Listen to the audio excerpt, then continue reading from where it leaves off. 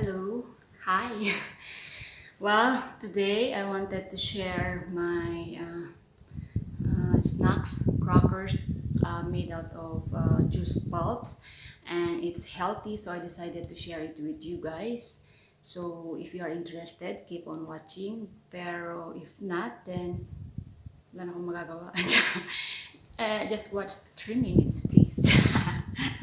And by the way, look at my what's this? Pendant. It's a light, diba? Oh, yan.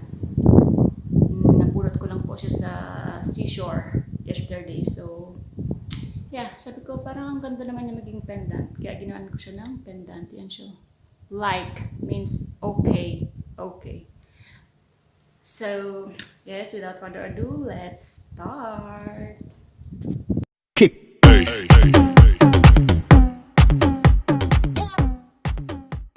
Now the ingredients are, these are my juice pulps from my miracle booster drink. So if you don't know what is that, it's my juicing for everyday, me and hubby. So these are beetroot, celery, and carrots, apple, lime, and ginger and garlic. I'll link down below the miracle drink booster if you didn't watch it yet. And almond, how many grams is it? It's 175 grams. Chia seeds, sesame seeds, some flax seeds, and all this I'm gonna add salt.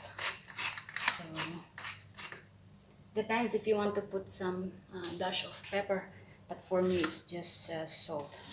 And for my mixture, these are almonds, and I'm gonna add 1 teaspoon of 2 teaspoons of sesame, and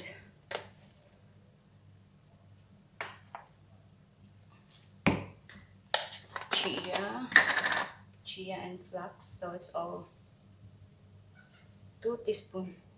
So blend it together to make a paste. Add some little of water,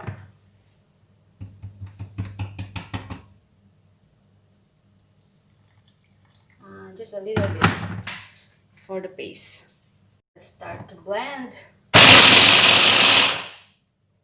Ang ingay.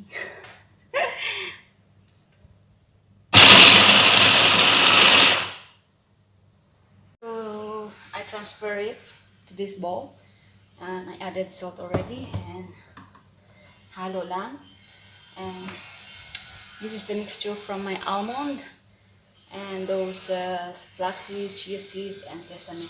This holds as a paste on your mixture in the absence of flour, and of course it adds more proteins, and there's a lot of vitamins in here already. These are fibers, so who wouldn't love that, right?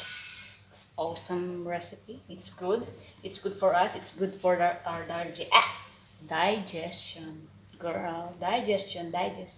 Okay, so I'm gonna add this paste to this mixture, and yeah, let's do it. And let's add the mixture. Look at that, it's creamy.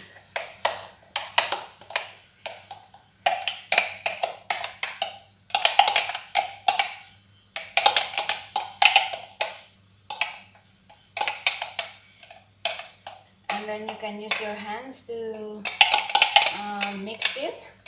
Make sure that your hands are clean.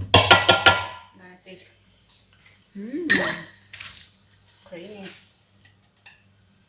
Or use a spatula. Depends on you. Depends on your liking kung paano mo siya mix. Yan. Pero ako, I use my hands to make it easier. So Just mix it like that. Oh, look at that. Looks creamy. And then just mix it. Just mix it evenly. Yeah. So I have this, where's that? Yung, lime. Hindi ko na siya tinanggal kasi it adds up to the taste later for my crackers. So, yan. Kikita niyo ba? Yan. And it's, this is raw vegan crackers, diba? So, guys, if you make a juice every day, don't throw the pulp and do it like this. Nakatipid ka na, healthy pa, di ba? So, I ran across of this recipe from my friend, from my chef friend. Sabi niya, sayang daw, wag ko daw tapon, or if tapon ko, decompose ko since nag-garden naman ako dito sa bahay. Yes, nag-garden po ako. Haha, newly hobby. So, ayan na po siya. Ito na siya, yung mixture. And, you transfer it here. I have this parchment paper. So, yeah. To show you guys.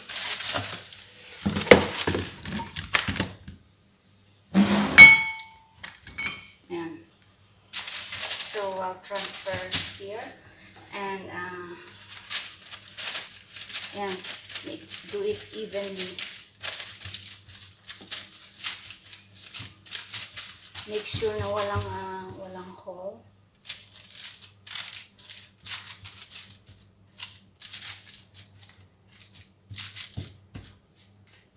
So this is it, and I'm gonna cut it into a square so that later it won't. It's not hard to divide it. Depends kung gusto nyo rectangle, square, and by the way, these are not what's that? Puffing, so they will gonna shrink. Yan, ganyan lang po. And I preheated my oven to 200 degrees. And yeah, bake it for 40 minutes. So I have to turn it to the side and do it again. And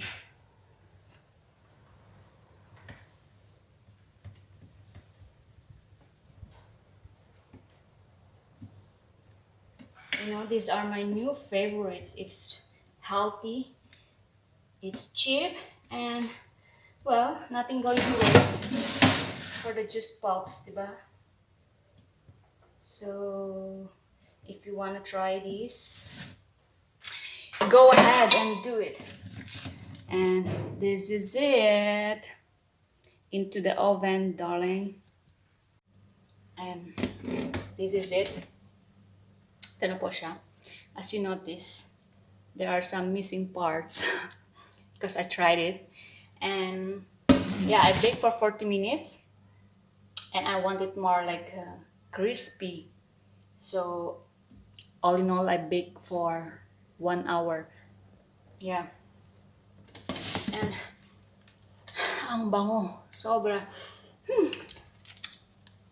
Tingnan nyo. Sarap tignan, right?